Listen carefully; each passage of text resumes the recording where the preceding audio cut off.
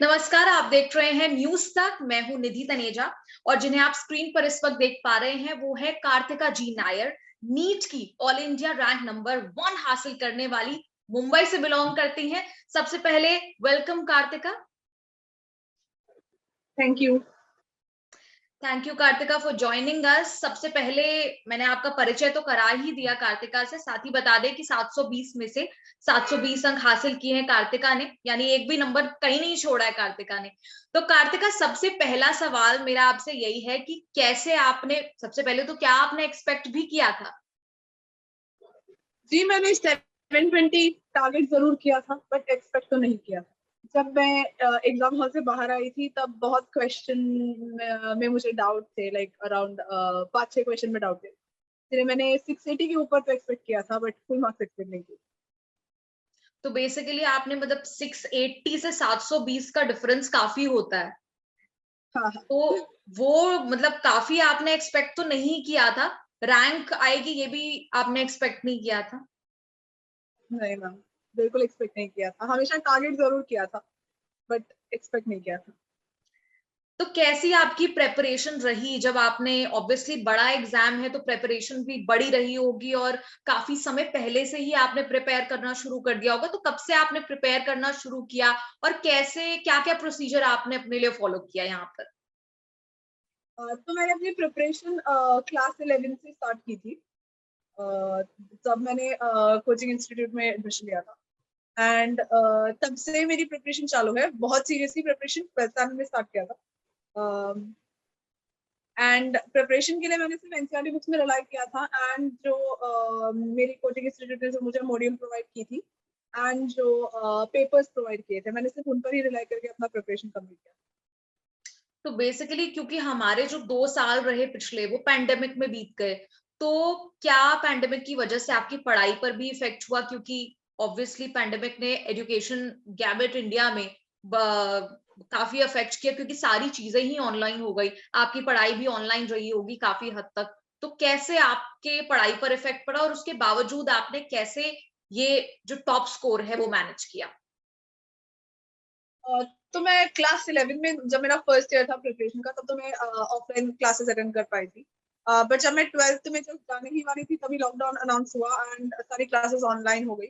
तो online classes कभी भी एक्सपीरियंस नहीं किया था इसके पहले, तो स्टार्टिंग में बहुत प्रॉब्लम हुआ था, बिकॉज कभी भी एक्सपीरियंस नहीं किया था पहले, एंड समझना भी मुश्किल पड़ रहा था स्टार्टिंग में। बट इवेंचुअली जब मुझे रियलाइज हो गया कि हमें ये नए, you need to adjust to the new normal, so इसीलिए मैंने बहुत प्रैक्टिस किया एंड आई ट्राइड हार्ड, तो सच दैट मैं वो जो बैरियर था वो ओवरकम कर पाई, एंड ऑनलाइन क्लासेस में भी समझने की पूरी कोशिश कर पाई। और इसके पहले हमने सुना कि आपने जेई मेंस के लिए भी एग्जाम दिया था और आपने 98 परसेंटाइल भी उसमें हासिल किया। Yes ma'am. उसके लिए क्या आप, मतलब वो प्लान आपने ड्रॉप करके फिर आपने नीट का एग्जाम दिया? जी मैम, मैम कभी जेई मेन प्लान में नहीं था। मेरे टीचर्स ने मुझे कहा था कि आप जेई मेन लिखिए, बिकॉज वो पेपर भी एनटीए सेट करती है, एंड दो सब्जेक्ट कॉमन है, फिजिक्स और केमिस्ट्री, तो एक प्रैक्टिस हो जाएगी। इस वजह से मैंने जेई दिया था, वरना मेरे प्लान में तो नहीं था। तो बेसिकली आपने कोई प्लान बी था नहीं, नीट ही आपको करना था, लेकिन उसके बाद ही आपने जेई मेंस ऐसे ही दे दिया और उसके बावजूद आपके 98 परसेंटाइल आए। तो यहाँ स्टूडेंट जरूर जानना चाहते होंगे कि ऐसे ही पेपर देके, ऑब्वियसली प्रेपरेशन तो रही होगी आपकी, लेकिन क्योंकि जब फोकस हमारा रहता है, जैसे आपका नीट पर फोकस था, तो उसके लिए तैयारी आपकी बड़ी होती है, उस लेवल की आप तैयारी करते हैं। जेई मेंस के लिए भी आपने वैसा ही, उतना ही हार्ड वर्क डाला या उससे कुछ कम? मैंने जेई मेन के लिए कुछ अलग से प्रिपेयर नहीं किया था। 2-3 प्रैक्टिस टेस्ट किए थे जाने से पहले, टेस्ट को जाने से पहले, एंड एज सच बस नीट का ही सिलेबस पूरा एनसीईआरटी पे ही रिलाई किया था। जब मैं जो नीट के लिए प्रिपेयर कर रही थी वही नॉलेज लेके जेई में भी गई थी, एंड जेई में मैं मैथ्स तो नहीं कर पाई, फिजिक्स और केमिस्ट्री कर पाई, एंड फिजिक्स और केमिस्ट्री मुझे नीट जैसी डिफिकल्टी लेवल लगी, इसलिए ज्यादा प्रॉब्लम नहीं हुआ। एंड एज सच जेई के लिए कोई अलग स्ट्रैटेजी मैंने नहीं बनाई थी, बिकॉज मैं तो 2 ही सब्जेक्ट अटेंड कर पाई थी, एंड बस ऐसा प्रैक्टिस ही मैंने दिया था।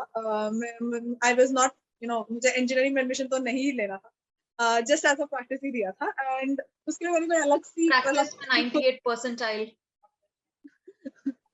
अलग सी चीज तो नहीं की थी उसके लिए, जो मैं नीट के लिए करती थी वही किया था। Very inspiring. आपसे आई होप इंस्पायर होके कई स्टूडेंट्स, कोई जेई करना चाहेगा तो कोई नीट, क्योंकि दोनों में ही आपने बड़ा ही अच्छा परफॉर्म किया। ऐसा बड़ा ही कम होता है एक्चुअली कि आप मतलब दोनों में अपनी एक्सपर्टीज दिखा पाए, कि आप दोनों एग्जाम इस तरह पास कर सकते हैं। आई थिंक प्रेपरेशन स्ट्रैटेजी की मैंने शुरुआत में भी बात की, क्योंकि हमारे साथ कई स्टूडेंट्स भी यहाँ पर सुनना चाहते होंगे कि कार्तिका की क्या वो प्रेपरेशन स्ट्रैटेजी थी, क्या वो 3 मंत्र थे जो आप तमाम स्टूडेंट्स को बताना चाहेंगे। तो सबसे इम्पोर्टेंट बात ये है कि सबकी स्ट्रेटेजी अलग होती है, बिकॉज पूरा 2 साल का हमारा प्रिपरेशन फेज होता है, यूजुअली 2 साल प्रिपेयर करते लोग, तो बहुत टाइम रहता है अलग अलग एक्सपेरिमेंट करने के। एंड मैंने भी बहुत एक्सपेरिमेंट्स किए थे, एंड देन मैंने एक स्ट्रेटेजी अडॉप्ट की जो मुझे सबसे ज्यादा सूटेबल लगा।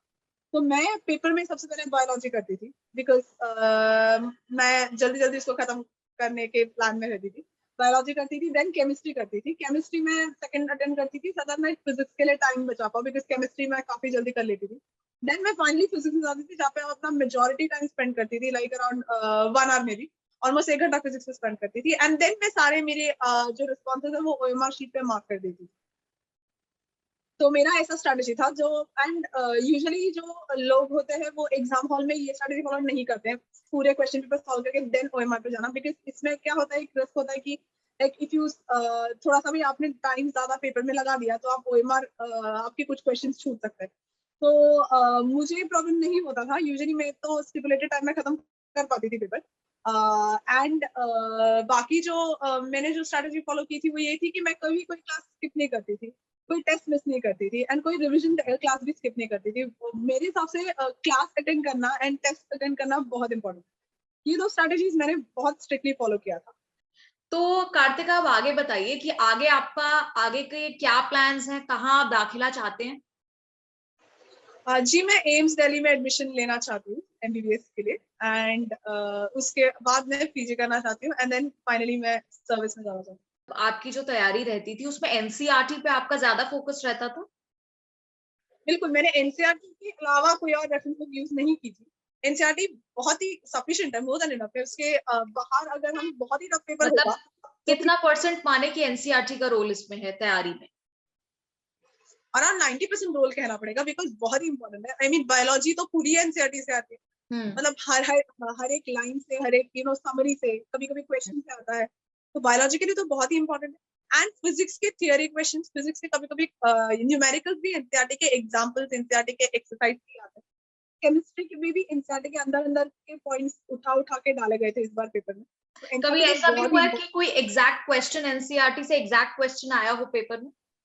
ऐसा हुआ है। Example solve example I think वो नीट 2020 में हुआ था, 2021 में तो मुझे याद नहीं आ रहा, बट 2020 में ऐसा हुआ था। डायरेक्ट एक सॉल्व एग्जाम्पल ऐसी कैसी उठा के आ गई थी। क्योंकि मुझे याद है जब बोर्ड एग्जाम्स में भी गलती से भी ऐसा कोई क्वेश्चन अगर आ जाता तो बड़ी खुशी होती थी, क्योंकि वो एग्जैक्ट क्वेश्चन हम अटेम्प्ट कर चुके होते थे काफी बार।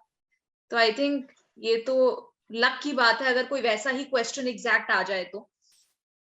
हाँ, एंड बायोलॉजी में तो एग्जैक्ट लाइन वैसी की वैसी फिल इन द ब्लैंक्स के फॉर्म में दिया जाता है, या फिर कोई उससे कोई क्वेश्चन फ्रेम करते हैं वही लाइन उठा के दे देते हैं। तो लाइक बहुत ही इंपॉर्टेंट है, बहुत ही ज्यादा इंपॉर्टेंट। नीट के लिए तो बहुत इंपॉर्टेंट। इनफैक्ट इस बार जेईई में भी पूरी एनसीईआरटी बेस्ड थी, एटलीस्ट फिजिक्स और केमिस्ट्री जितना मैंने किया पूरी एनसीईआरटी बेस्ड। साथ ही कार्तिका, आखिर में मैं यही पूछूंगी आपसे कि क्या अपनी जो हॉबीज हैं वो कई बार स्टूडेंट्स गिव अप ही कर देते हैं कंप्लीटली, कि ये पढ़ाई के साथ हॉबीज हम मैनेज नहीं कर पा रहे, तो उनके लिए आप क्या कहेंगे। क्या आपकी कोई हॉबीज थी जिनको आपने परस्यू किया और कैसे बैलेंस स्ट्राइक किया उसमें। तो कुछ अगर जैसे कोई एडिक्टिव हैबिट है आपकी, लाइक बहुत देर मोबाइल या टीवी वॉच करना, तो वो आई थिंक अवॉइड करना चाहिए, बिकॉज उससे क्या होता है कि आप अपने टाइम शायद मैनेज नहीं कर पाओगे इस तरीके से। मेरी हॉबीज लाइक मुझे मूवीज देखना पसंद था, एंड मुझे I love reading and singing as well. तो रीडिंग और सिंगिंग मैं करती थी प्रिपरेशन के साथ ही। एंड बाकी मुझे मेरे फ्रेंड्स के साथ बात करना बहुत अच्छा लगता था, like in a video call, और मे बी एक वॉक पे जाना अच्छा लगता था कभी कभी। तो ये सब भी अपनी प्रिपरेशन के साथ ले चलती थी। तो पढ़ाई के लिए इसमें आपने कितने आवर्स अपने लिए फिक्स किए थे पर डे के लिए? तो इनिशियली मैंने स्टार्टिंग में तो मैंने कोई आज तक फिक्स नहीं किया था, जितना होता है उतना कर लेंगे, ऐसा एक ये था मेरा, क्या कहते हैं, ऐसा एक प्लान था मेरा स्टार्टिंग में। बट इवेंचुअली फिर जब मैं 12th में आई एंड 12th में आगे बढ़ी, तो मैंने अपने स्टडी टाइम फिक्स कर लिए। तो पहले 10 था, देन 12 किया, देन 14 किया, ऐसे बढ़ा दिया। 14 तो मेरा मैक्सिमम रहा है, मतलब टारगेट किया था बट कभी 14 हुआ नहीं। आवर्स एक दिन में? 14 आवर्स टारगेट किया था बट कभी हुआ नहीं। 13 आवर्स ही हो पाता था मेरे से मैक्सिमम। एक दिन में मैक्सिमम 13 घंटे पढ़ाई? वो मैक्सिमम था। कभी कभी 8 घंटे, कभी कभी 13 घंटे, ऐसी मतलब कंसिस्टेंसी तो रहती थी, मतलब 10 to 13 आवर्स वाला मेरा टाइम था। एंड मैं डेली गोल्स रखती थी कि मुझे ये टॉपिक आज करना है। एंड देन दिन के आखिर में मैं देखती थी कौन से हुए, कौन से नहीं हुए, एंड देन उसके अकॉर्डिंगली नेक्स्ट डे के गोल्स प्लान करना। Thank you so much Karthika हमारे साथ आज जुड़ने के लिए। आई होप कि सारे स्टूडेंट्स जो इस वक्त सुन रहे हैं उनको कहीं ना कहीं बहुत ही इंसाइटफुल चीजें सुनने को मिली होंगी, कई टिप्स, कई ऐसे सक्सेस मंत्र अपने कार्तिका ने हमसे शेयर किए। कार्तिका, जुड़ने के लिए बेहद आपका शुक्रिया, आपने टाइम निकाला। साथ ही हम उम्मीद करते हैं कि आपको एम्स दिल्ली में जल्दी आपका दाखिला हो और आप देश को सर्व करें। Thank you so much. Thank you ma'am.